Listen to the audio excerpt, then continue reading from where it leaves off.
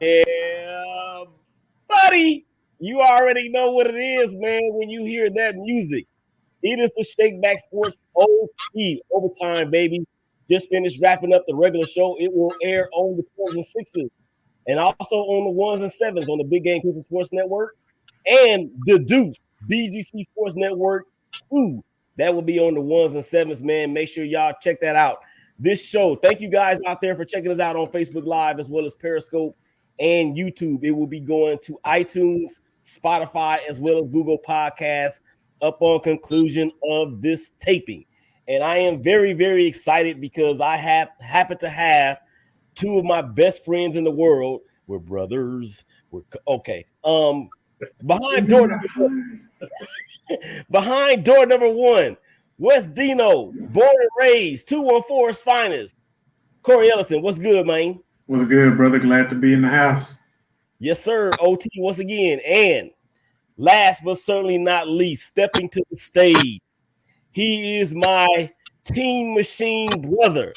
He is my brother from way back, teammates all the way back to Washita Junior High, all the way back to Washita High School, all the way back to Pecan Land Mall. He is the esteemed mayor of Richwood, Louisiana, Gerald Brown. Gerald, what's going on, man? Man, I'm good. That's a long way back, man. Good. Thanks for having me, guys. I appreciate it.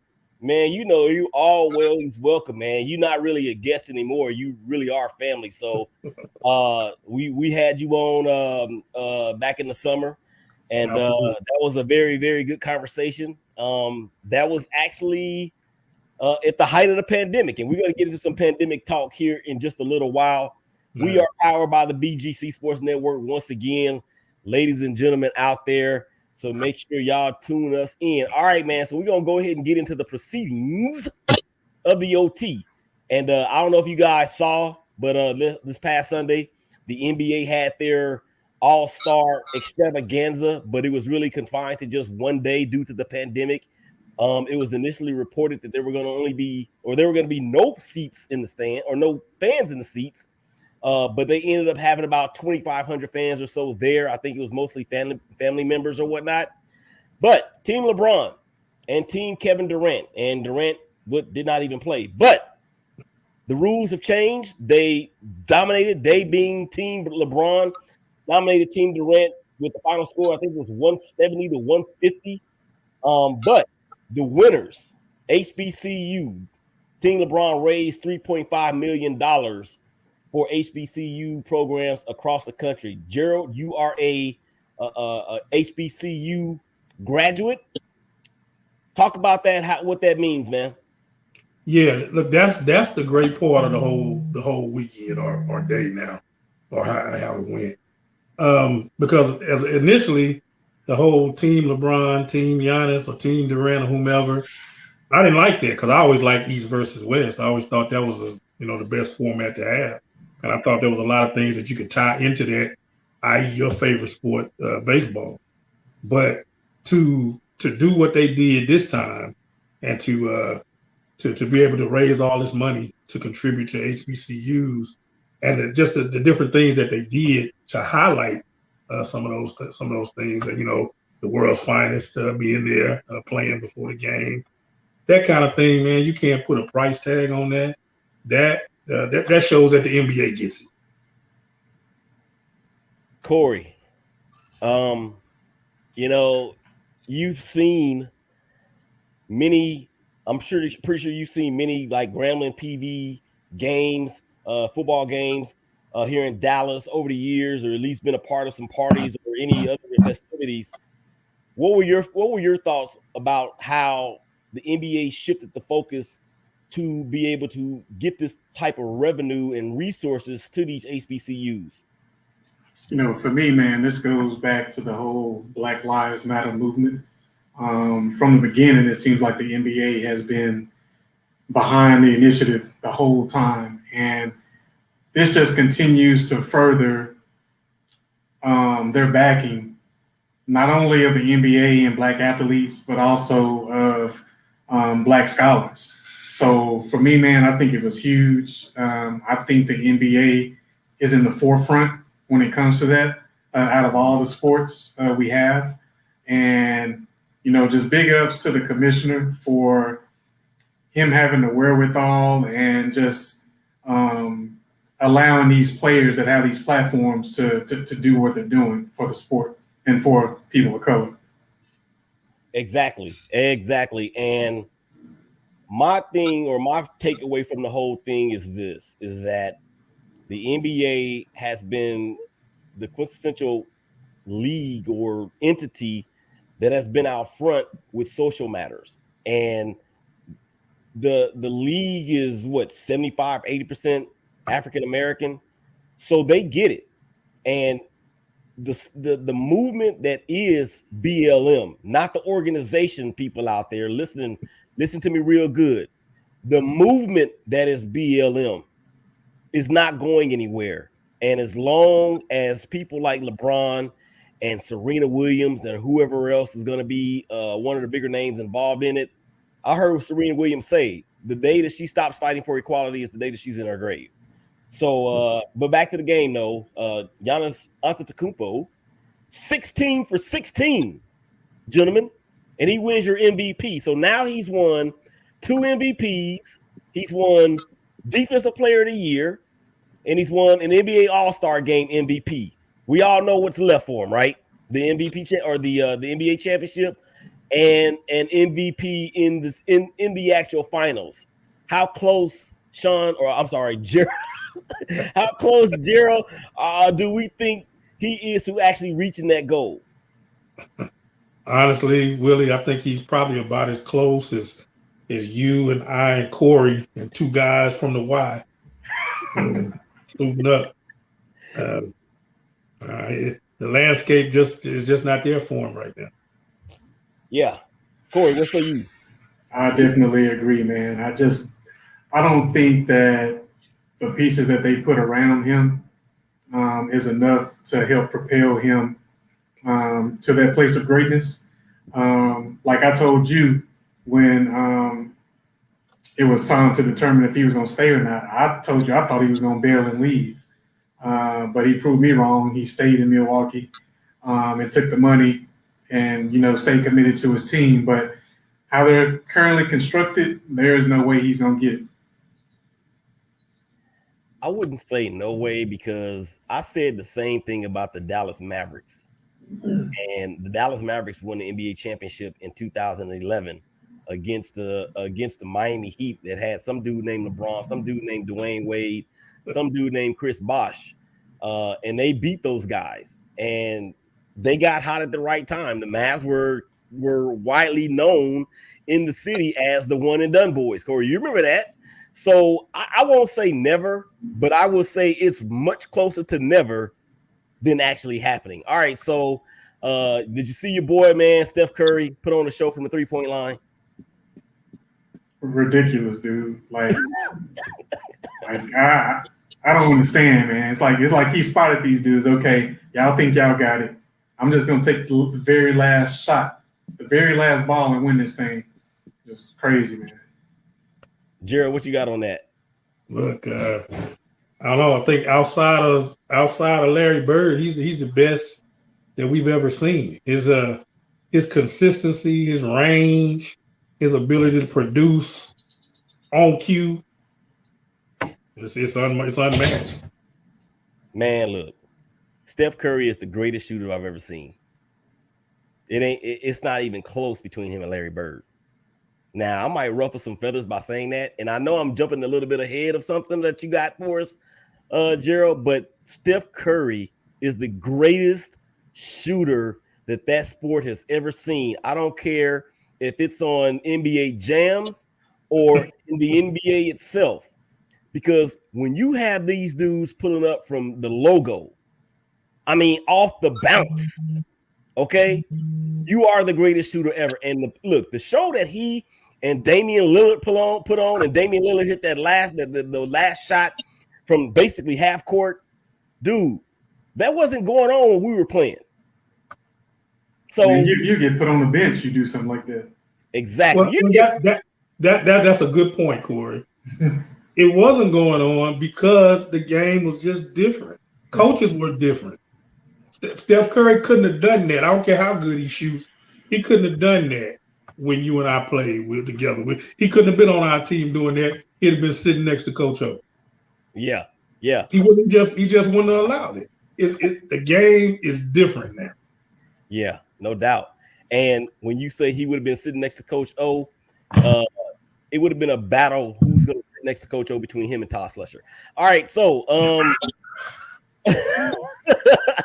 I'm thinking you threw a jab at somebody from y'all team. You're wrong for that. Yeah, a good one too, a hard one. Man, Todd Slusher, man, was a dude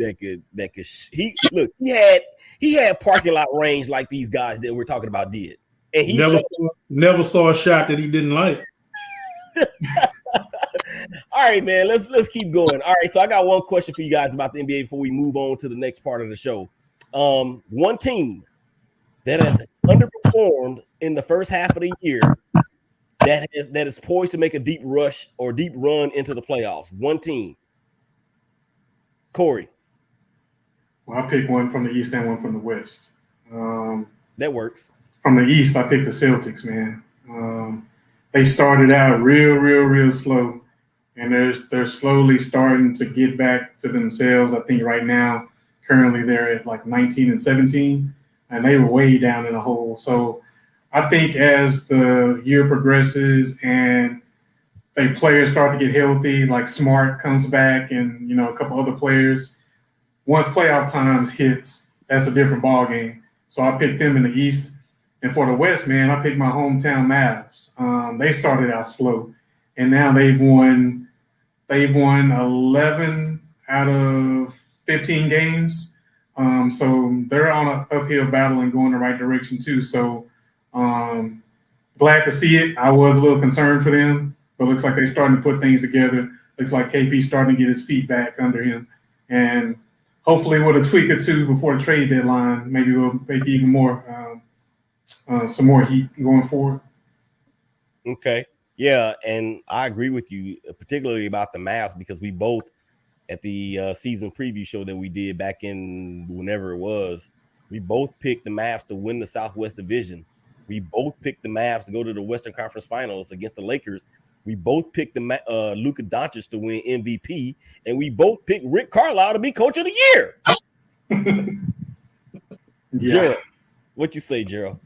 Well, in the East, they've started around in the form now, but I say the Miami Heat. They started out pretty slow. They had a lot of injuries, of course. They started out pretty slow, but you can see them now. I think they've actually gotten over 500 now, so they're coming into shape. And I think when you got a dog like Jimmy Butler, you get in a series, anything can happen. And then in the West, I'm gonna sort of go the other way. With a team that I think is sort of overperforming for what I think their overall goal is, and that's the Thunder. I think they're like a couple of games out of the playoff race, and they're supposed to be tanking this year. So, and I understand, you never want to tell guys to lose on purpose, but I think from what their expectations were versus where they are, it's sort of different. Shea Gilgeous-Alexander. That's all I'll say for OKC. Yes, sir. Yes, sir. Yeah, the former Kentucky standout, man. He is really positioned himself as one of the up and coming stars in this league. And the trade that ignited that or that they got him in from the Clippers turns out to be looking like that the Thunder actually won that. So, and as far as the Heat go, I remember when after they beat, or no, actually it was right before they beat the Lakers this last time in LA, Jimmy Butler said, we're gonna make the playoffs. We're gonna finish over 500. We're gonna make the playoffs. Don't worry. And like you said, Gerald, they were decimated by injuries, as were the Mavs were decimated by injuries. But I think both teams are really rounding into shape, rounding into form. And Bam Adebayo, can we just say that dude is a budding superstar already? Yes, sir. Yes, sir. Double. See. Yeah, no doubt. All right, so pandemic. And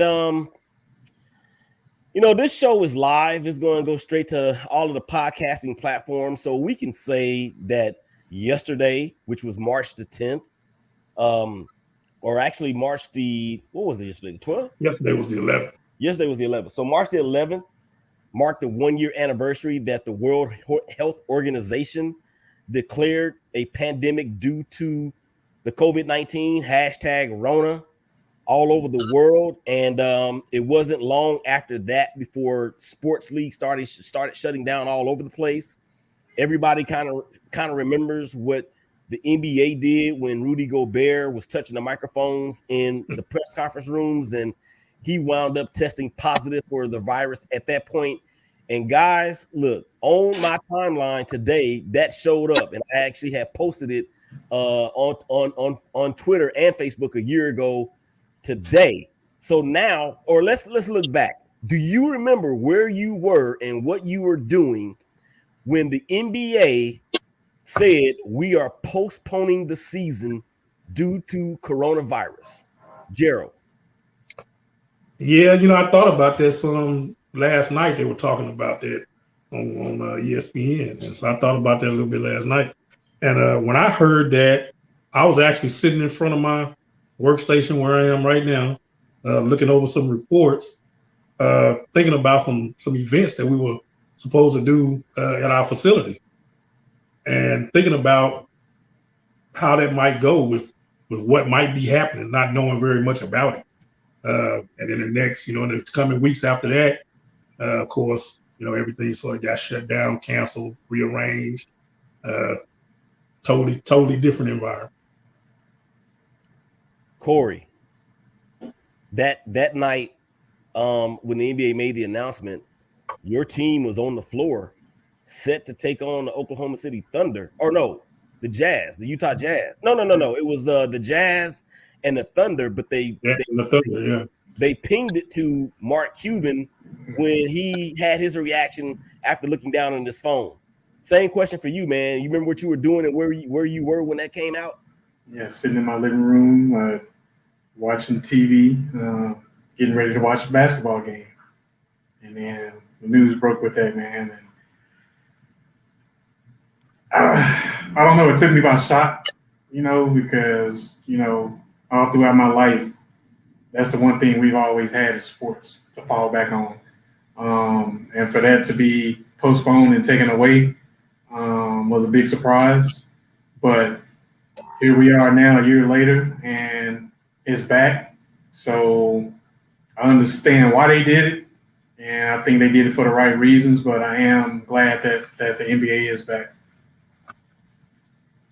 Yeah, I was laying in the bed watching that, or getting ready to watch that Thunder Utah Jazz game, and when I saw Mark Cuban's reaction, I had almost the same reaction, but his pocketbook has a few more billions of dollars than mine does, so it wouldn't have looked nearly as good, nor would it have been nearly as important.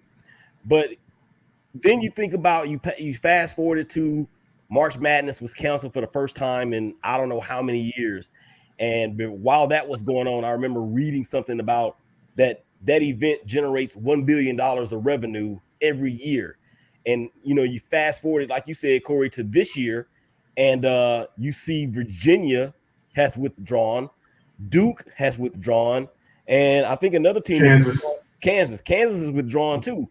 And Kansas, I don't know how good they have been this year. Unfortunately, I have not been keeping up with college basketball like I used to, but I know that Kansas is perennially one of the favorites to get at least to the Elite Eight.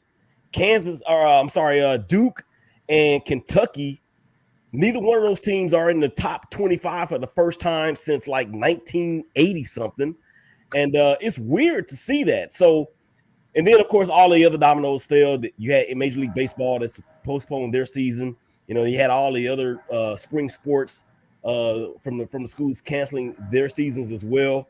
And then of course, we had all of the racial talk and injustice and the George Floyd incident that took place in Minneapolis 1 year rather to the week of his killing. The trial has begun, and we talked about that a little bit in the show, Corey and I did. So this is where we were, and this is what my wife said.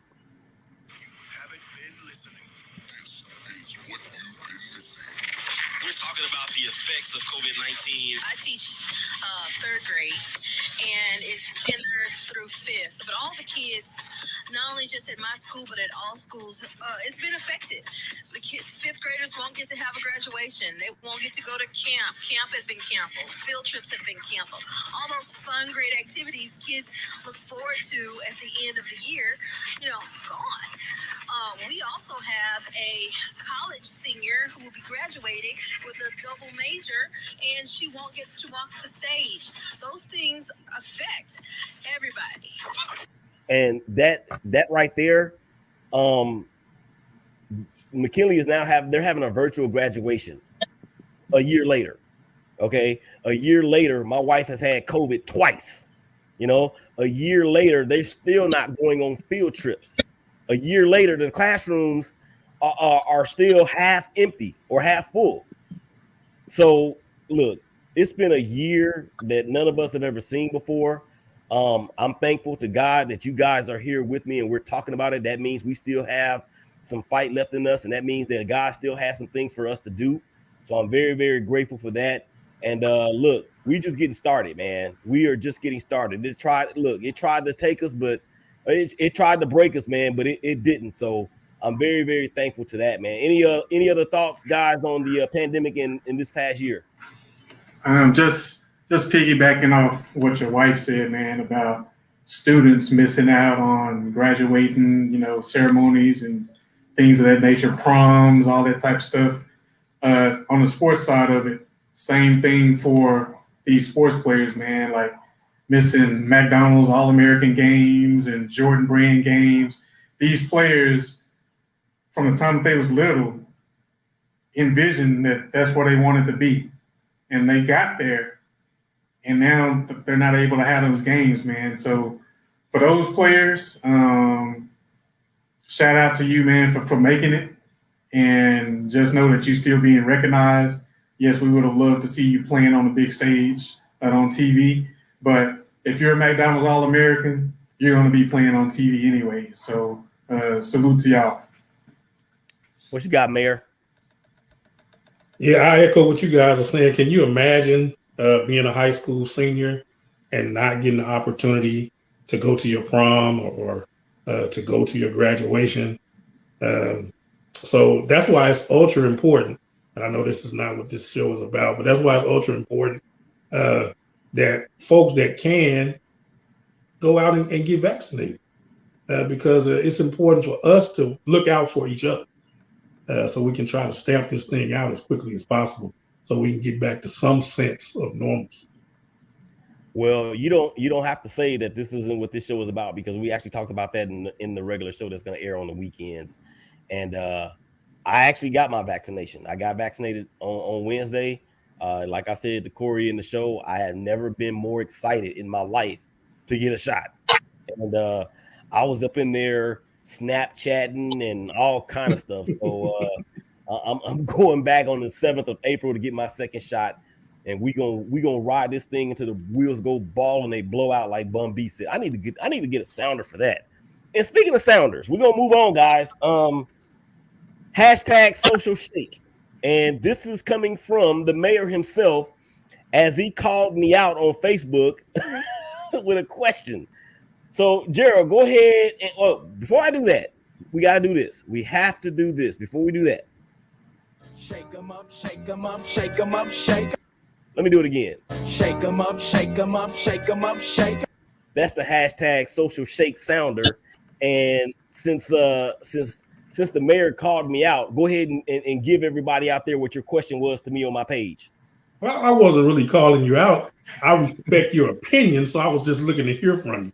But okay. Yeah, I saw it. Charles Barkley was on somebody's late night TV, and in the midst of his conversation, he said that in his opinion, Magic Johnson and Larry Bird saved the NBA. Right? And so the next day, I think we had the conversation in the barbershop, and it goes along age and generational lines, and even to a bigger point, it probably goes along racial lines too. But I agree with it. So I argued that point in the barbershop the other day. And I just wanted to hear, what you thought about it. Corey, do you want me to take it, or do you want to take it? You're my senior, so I mean, I saw Larry Bird and Magic Johnson. Don't get me wrong. Oh, but I think you probably had more respect for them at that time as far as basketball, because I was. I don't know why he do that, dude. You ain't that much younger than us, dude. I've heard him do that once before, I think. Yeah, he did. That's his thing. Okay. Yeah, appreciate you tuning in too. I mean, in the 80s, I was what, 10, 12? And we were 14, 15. No, you're that, but you're more than 5. You're at least 5 years older than me. Okay, so anyway, I'll go ahead and take the question. I don't want to get into no age battle because I will lose. I thought about it, Gerald, and when I first saw it, I was like, "This dude is drunk. How could he say that?" Oh wow! With what Michael Jordan did, but then I thought he is 100% correct. Charles Barkley is 100% correct because of this reason right here. Magic and Bird brought their battle from college to the NBA. And the year that Larry Bird came into the league, the Celtics were in last place prior to the year prior. They won 29 games the year before he came in. 29 and 53 that year. They won 61 his rookie year. So what that did from an interest standpoint, it certainly upped the ante a great deal because you had a white guy that was playing a sport that was dominated by these athletic black guys, and he was coming in and giving it to him. I mean, giving it to him and telling him, "I'm going to give it to you." There you go.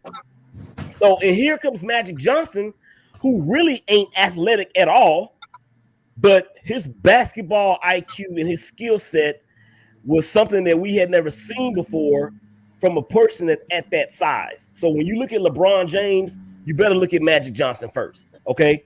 When you look at Detlef Shrimp, you better look at Larry Bird first. When you look at Luka Doncic, you better look at Larry Bird first. So what they did culturally is that they broke down some barriers together. What they did economically was thrust the NBA to what it is that you see right now. And that was prior to Jordan getting in and Jordan becoming what he became in his prime. It actually moved the NBA from tape delay for the finals to going live. That is why. Go ahead, Gerald. No, that's right. I was going to say, now Corey may not remember that, but the finals used to be on tape delay. Yeah. When I'm 10, 11, 12 years old, the NBA finals, you couldn't watch those until 10:30, 11 o'clock at night after the news came on. No, I don't remember that. There was no such thing as this widespread television contract where you got to see every game. That didn't exist. You didn't see the NBA until the holidays and the playoffs.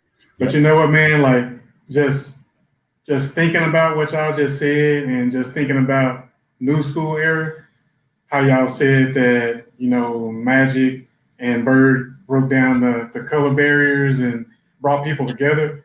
That kind of reminds me of Remember the Titans in a way, based on what y'all saying. Yeah, but what Bird and Magic did may not have been as political as that, but it certainly did have that type of an effect. But you know what, Will? I disagree with that. I think I agree with Corey. I think it was because if we're honest with ourselves, there was a faction of the country that looked at the NBA as a black league. Yeah. Period. It was a black league, and folks were turning away from the NBA. I looked it up today. Like the average guy's salary in the NBA back in 79, 80 was like $175,000. That's the average salary back then. It's quintuple that today. Wow. I'm sorry, even more than that. But it was just that. It was the fact that you had a segment of the country that once Larry Bird came on the scene, it turned them back on to the NBA because they were seeing somebody do something that they wanted to see doing something. Yeah. If I could say something without saying something. Well, no, I mean, because what you said is 100% the truth, whether people want to admit it or not. And when you couch it that way, I could see the difference. But the thing is that Magic, Bird, McHale, Parrish, Kareem, and Kareem was he was clearly on the backside of his career at that point. So I thought that it deserved an international feel and an international audience because it's a very good question. And anything that goes on in the barbershop, minus the cuss words, is always welcome on this show. So that's the hashtag social shake. Shake 'em up, shake 'em up, shake 'em up. Courtesy of Mayor Gerald Brown, Richwood, Louisiana, man. Appreciate you doing that. And we're gonna move on and really we're gonna talk about something that is near and dear to me and Corey's hearts. And it is something that's inside or outside of sports, and it just had you shaking your head. It just made you just do this. Dummy. You big dummy. You big dummy. You big dummy. You big cold-blooded dummy. You big dummy. See what you did? Oh, no, you big dummy. Oh, no, you big dummy. Yeah. There's a lot of things that's going on right now that make you say just that. Big dummy. And as Sanford and Son theme continues to play in the background, I am laughing so hard on the inside that it ain't even funny. So, our special guest for the first time on the OT, but not to this show, Gerald Brown. If you have a big dummy moment inside or outside of sports, Okay, let him have it. I will go with sports since that's the kind of show that we're on. I don't know if this qualifies, but I think he's a big dummy for this. I don't think he's necessarily a big dummy, but for this I do. Stephen A. Smith. Oh, give it to him. I just think that for him to pretend or to say or to allude to that Jerry Jones was insulting Dak Prescott by saying that anything that he's ever really bought that really meant something to him, he overpaid for. Everybody said he overpaid for the Cowboys, and now they're the most expensive franchise in ever. I mean, he was trying to compliment Dak, and who would not compliment somebody that they finna hand $160 million to? I know that on ESPN they got to have something to talk about every day, but I think he just was just reaching at straws with that. You give me $160 million, you can say you overpaid me every time. Good point. Corey. Gerald, we just talked about Stephen A. Smith, and I said that he gets on my nerves because I feel like he has a bit when it comes to my Dallas Cowboys. It's always about the Cowboys. I actually like Stephen A. Smith. Yeah, I like him. But now it's hard for me to get over his hairline sometimes. That roof back way back there. He got a six head. Well, for me, man, it's kind of funny and it's kind of fitting because I didn't know that you were coming on the show. Willie didn't tell me that. And with you being a mayor and all, I commend you, brother, for doing what you're doing. However, our mayor in the great state of Texas, Greg Abbott. Governor. He's the governor. Governor. Yeah. Our governor, Greg Abbott, releasing the restrictions so businesses and families can have the freedom to determine their own destiny. I don't agree with that at all. I think it's way too soon to be releasing back 100%. To each his own on what they decide to do. For me and my family, we still wear our masks. As I told Willie in prior shows, I go to the gym a lot, and my gym requires you to wear a mask in and wear a mask out. But while you're inside, you're not required to wear one. And when I went Monday, I walked in with my mask, and they was like, "Oh, you're no longer required to wear your mask if you don't want to." I was like, "Yeah, I know, but I choose to." So, for our governor of the great state of Texas, Greg Abbott, you get my Big Dummy Award.